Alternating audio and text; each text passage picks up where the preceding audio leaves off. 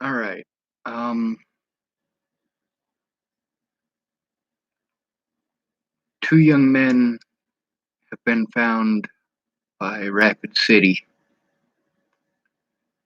Um, this isn't just going to be about those two young men. It's also going to be about missing natives across North America. It's not just here in the United States, but it is here in the United States nationwide. It's also Canada and that entire nation. It's also Mexico and Panama. The indigenous people don't seem to mean anything to the rest of y'all.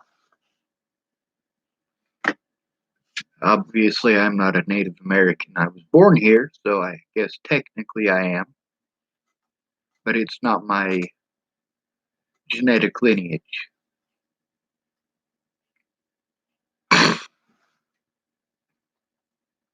Um,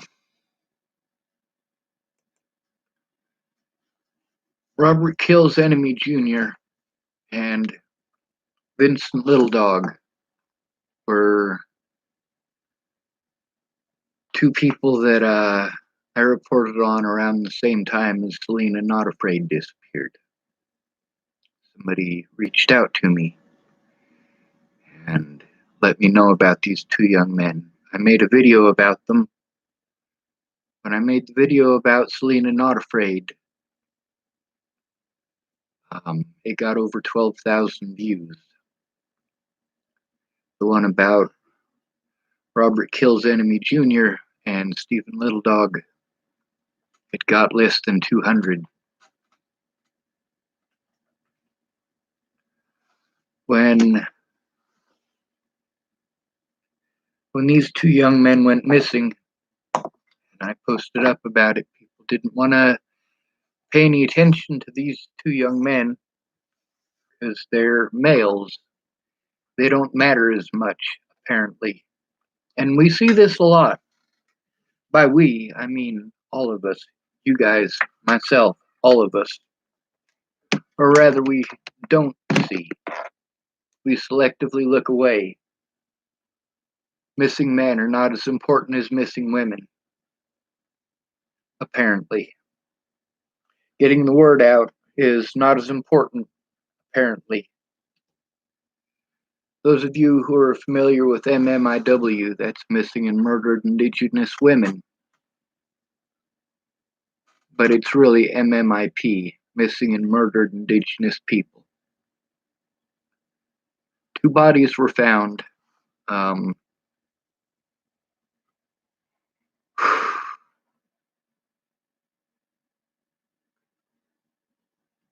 this is painful. Um,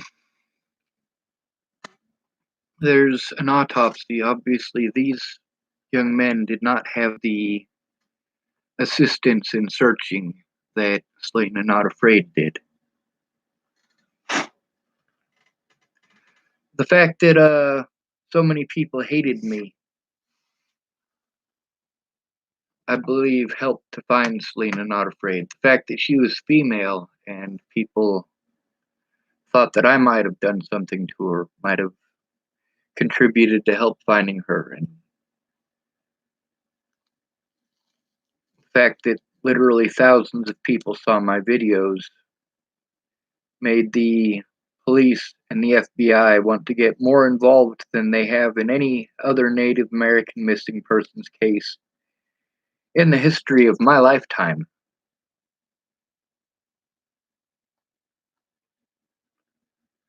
But the thing is, these two young men, nobody ever bothered to look at that. People didn't bother to take it as seriously. And now that they've found two bodies, it really doesn't matter anymore, does it? I disagree. I think it does. I think it does matter. It's not just missing and murdered Indigenous women, it's also missing and murdered Indigenous men, missing and murdered Indigenous people, missing and murdered Indigenous children. When I made that video about the missing women of Hardin, Montana, that was about 10 months before Selena Not Afraid disappeared. But it's misleading. In the Hardin, Montana area, it's not just Hardin, Montana, there's also Lodge Grass. There's just from Hardin, Montana, there's 28 missing and murdered.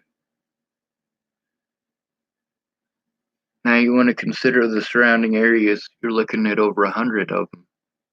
Those Native people losing over 100 people, they understand what I've gone through with missing over 300. Over 300 missing and murdered homeless people. Homeless people mean less to you than the Native people. They mean less to you than black rights. They mean less to you than black lives. They mean less to you than immigrants. They certainly mean less to you than Donald Trump. But then, Boulder, Colorado, that's the one place I was allowed to be myself. When I was up in Montana, I was not myself. That was after Natalie was killed. And these two young men, they're not from Montana, but they're from that area. They're from that region of the United States. The northern portion of the Midwest. Their lives mattered just as much as Selena Not Afraid. They should have had just as many people looking for them, just as much help searching, just as much involvement, just as many people caring. But they didn't get that help. They didn't get that help because they were born with the wrong genitalia.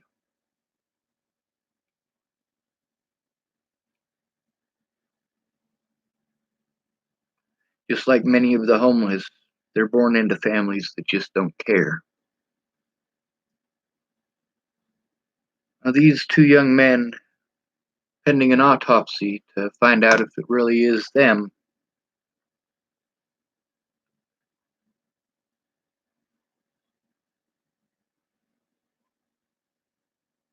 they should still be alive.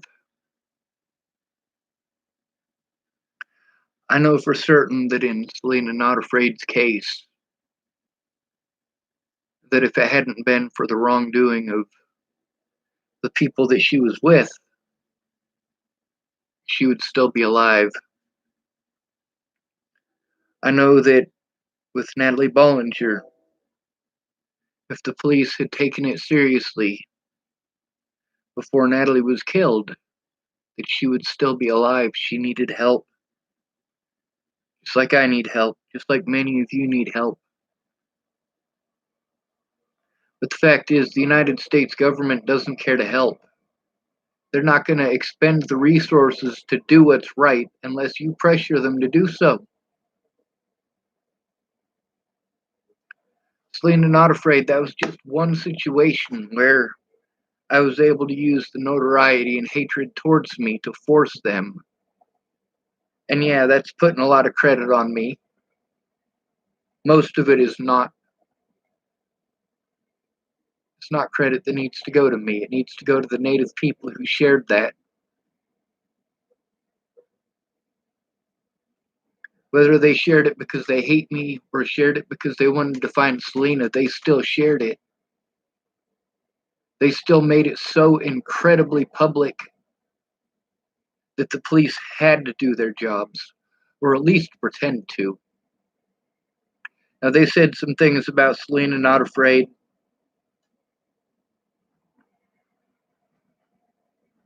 Sorry, trains distract me. They said some things about Selena Not Afraid that they should not have said before an autopsy. But they said them anyway.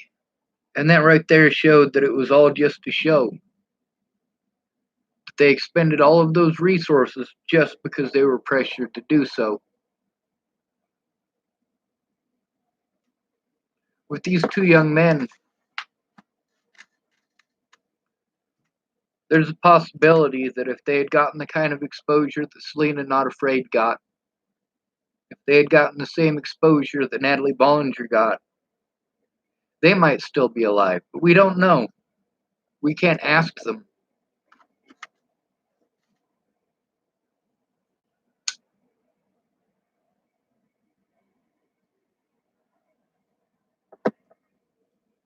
For me, seeing this every day, seeing it pop up on my newsfeed, seeing all these missing people all the time,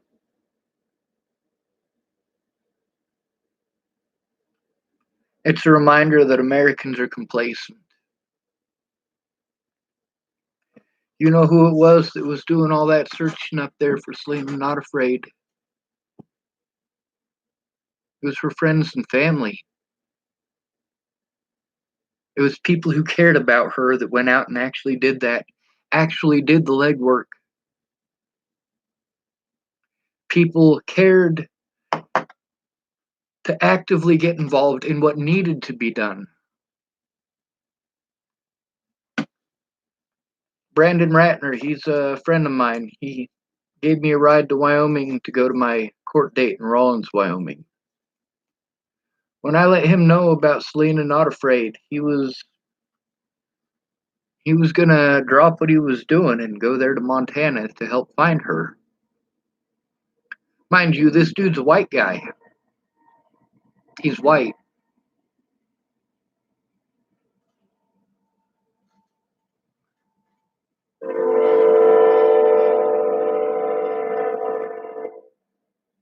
We need more of that. Now, I get to read a lot about how white people are to blame for this, that, and the other, but I know for certain, I know for a fact that when it comes to immigrants' rights, I see white people marching with them. I've marched with them. I know for a fact that when it comes to Black Lives Matters, there are white people who march with them. I know. I've marched with them. When it comes to LGBT rights, I know there are white men that march with them too because I have. I've gone to Pride Fest in Denver on 5 different occasions because their rights are my rights. Native rights are my rights. Immigrants' rights are my rights. Black rights are my rights, and women's rights are my rights. We are all human beings. Just because you don't want to care about any group but your own doesn't mean that I won't. See, that's why everybody is screwed. Everybody's out for their own. You just got to look out for yourself. You just got to look out for yourself.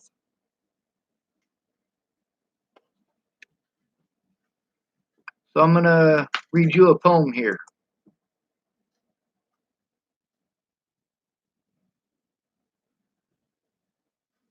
I'm going to give you a little bit of history on this man first. Mind you, this is from Wikipedia, so it may not be entirely correct. Friedrich Gustav Emil Martin Niemöller.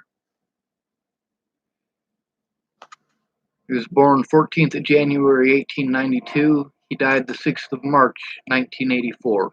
He was a German theologian and Lutheran pastor. He is best known for his opposition to the Nazi regime during the 1930s and for his widely quoted poem, First They Came. The poem has many different versions. one of which begins, "First they came for the communists, and I did not speak out because I was not a communist," and concludes, well, I'm just going to read the poem itself.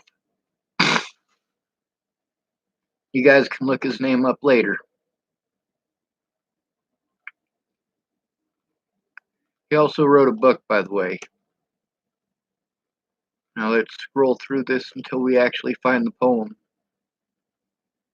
Let's see. I guess we'll have to click on the poem itself.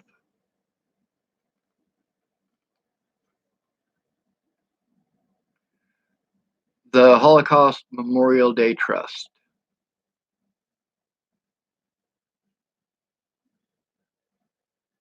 All right, it says, "First they came for the communists, and I did not speak out because I was not a communist. Then they came for the socialists, and I did not speak out because I was not a socialist. Then they came for the trade unionists, and I did not speak out because I was not a trade unionist. Then they came for the Jews, and I did not speak out because I was not a Jew. Then they came for me, and there was no one left to speak out for me."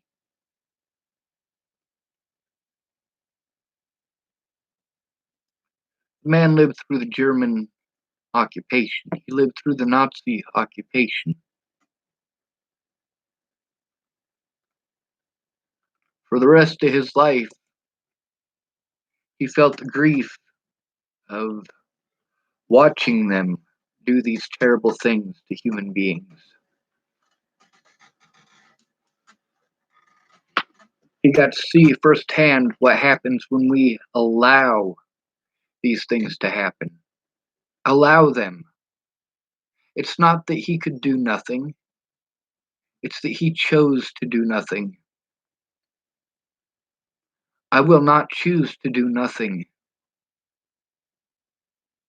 If you're a black person, you are still a person. If you're a native person, you are still a person. If you are a female person, you are still a person. If you are a male person, you are still a person. If you're a white person, you're still a person. I don't care if you're red, orange, yellow, green, blue, indigo, or fucking violet. You're a human being. Now, a lot of these situations, there was nothing that could be done. Natalie couldn't be reached. I got that phone call that she was missing on the 28th of December.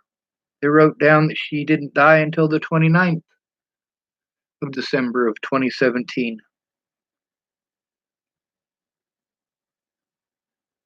While I was busy trying to help find her, people were busy attacking me on Facebook, busy accusing me of being a monster that she had painted me out to be. A monster that her and her sister painted me out to be. And for a whole year before her death, I was treated like a monster.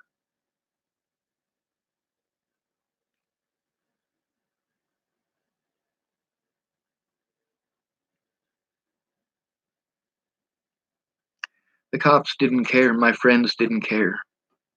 They told me they cared, they cared, they cared, all in texting. When I saw them in person, they talked over me. They didn't have the time. Their opinions were more important than facts. Telling me what to do was more important than helping me how I needed. The same thing when these native people disappear. You need to do this, you need to do that. No, they needed your help. They knew what help they needed. They needed people out there looking for her. They needed people out there doing literal leg work. Use your legs, take a walk, find her. The same thing with these two young men. I mean, see how long this article says that they were missing. It says about a month ago, some clothes were found that belonged to the men. Sheriff Herman said many organizations and individuals volunteered their time to search for 30 days with drones, horses, ATVs, and other tools. Volunteered.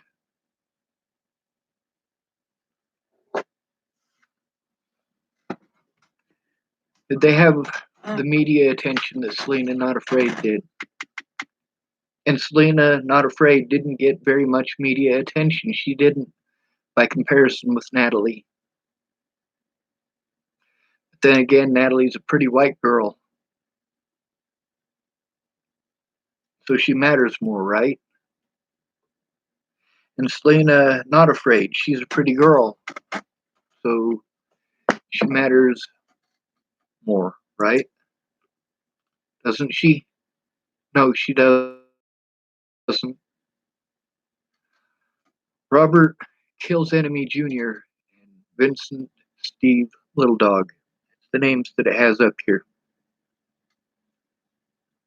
Robert Kills Enemy Jr.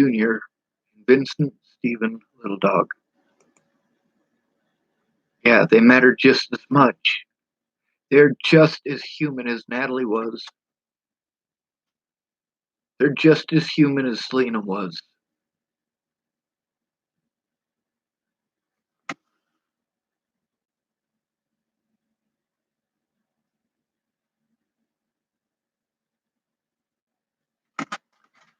All of these people, their deaths were preventable, every one of them. Natalie Bollinger, her death was preventable. And you know what? If I'm able to get a shotgun, put it in my face, and pull the trigger, I want you to know right here and now that my death was preventable too.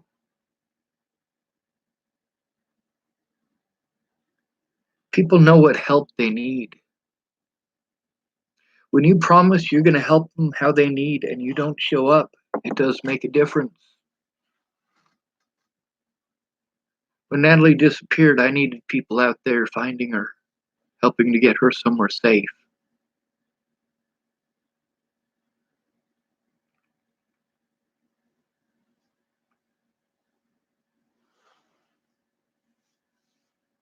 When Selena Not Afraid disappeared, I asked for the same thing. Footwork. Go find her.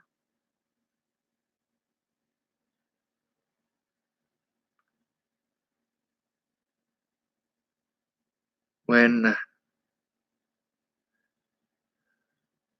Mr. Little Dog disappeared,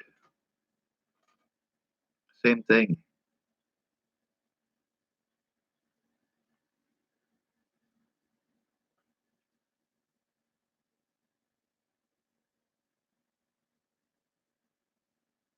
You don't care. Most of you who watch my videos only watch them because you don't like me. You're trying to look for an excuse to hate me, an excuse to hound me. And I learned how to block you from my channel. If you're not trying to make the world a better place, go away. If you want to make the world a better place, if you want to help find people, if you want to affect some change, then do so.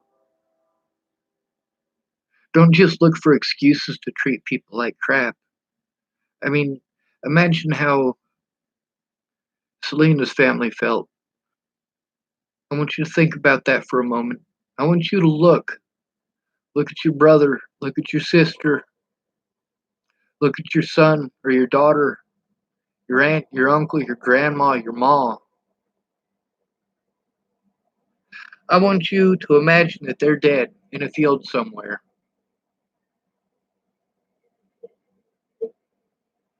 And so few people go looking for them that they're left out there for 2 months.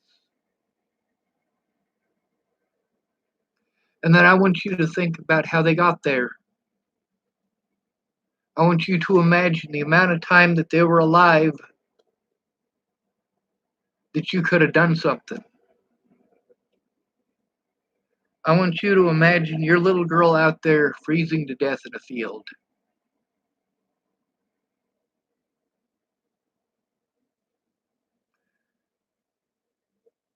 For hours and hours and hours.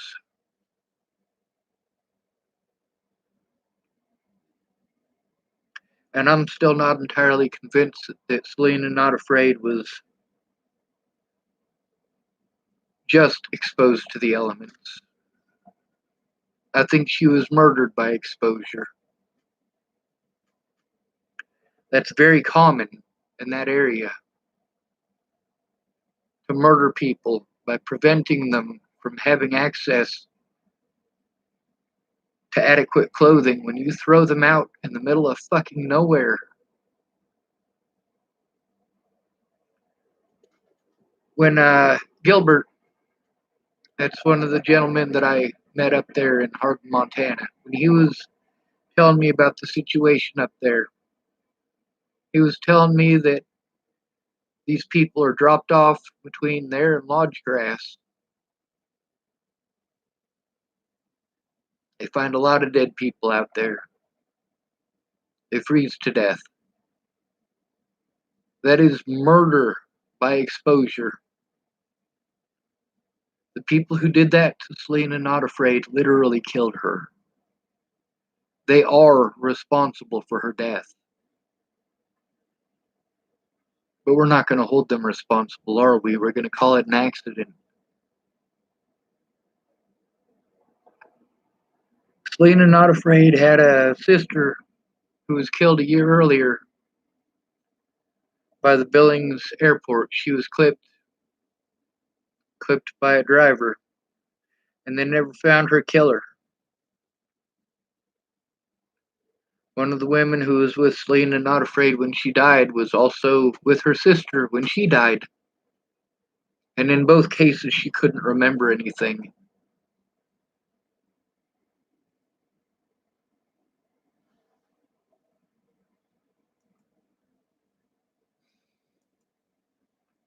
Martin Niemöller,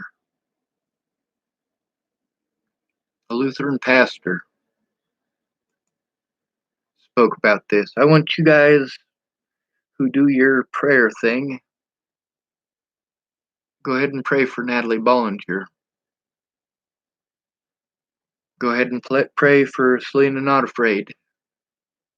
Pray for Roger Kills Enemy Jr. and Vincent Stephen Little Dog. And I want you to pray for all of those people around you,